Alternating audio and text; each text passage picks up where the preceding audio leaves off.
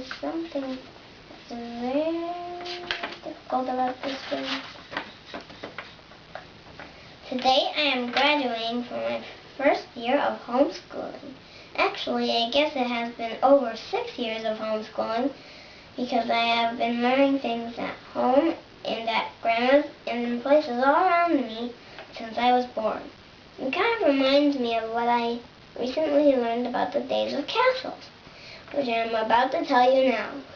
Castles are not just in fairy tales. They are real, and the lords and the ladies and kings and queens lived most of their lives right there in their kingdoms.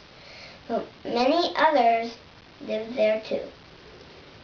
All kinds of servants that take care of the animals and farmers that tend the gardens, and many people worked in the outer courtyard, like blacksmiths, metalworkers, musicians, artists, weavers, and things like that. A kid could learn a lot at a castle. Even the church was right there in the castle.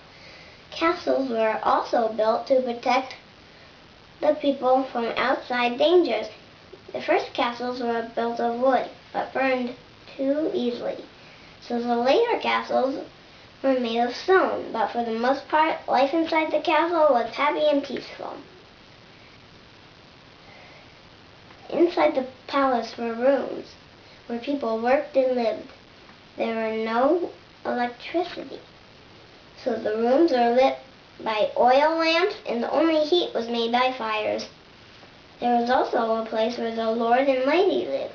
Inside the palace was a great hall where visitors were met and huge dinners, celebrations, and feasts took place. The most important guest was at the high table with the king and queen. And if this were the great hall and I were a king, the visitors I have here today would be sitting at the high table with me. The castle was much like a small town. They had nurses and scientists and cooks and laundry people, archers and stable boys and knights and servants. There was a lot going on.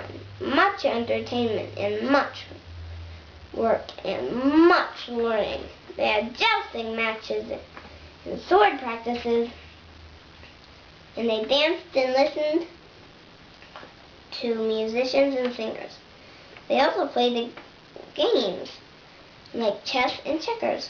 If I were in a castle today, I would probably be a page or a squire. That was a boy learning to become a knight. In the Middle Ages, boys dreamed of becoming a knight. Knights were honorable, brave, and well respected, and they were loyal to the kingdom.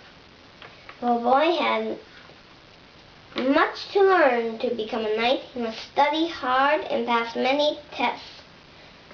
More importantly, he would learn the life lessons and skill needed to be a man. Squires would... Where was I?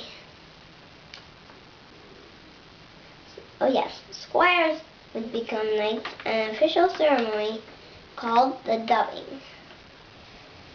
The squire would come before the lord of the castle in the great hall and in front of his family and friends and teachers. He knelt down and bowed his head, and he was knighted. The dubbing of a knight was one of the most exciting moments in his life. I'm kind of like a boy from the Middle Ages.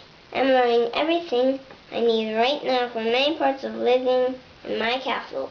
And today, with your help, I will be knighted Sir Cade of Kindergarten.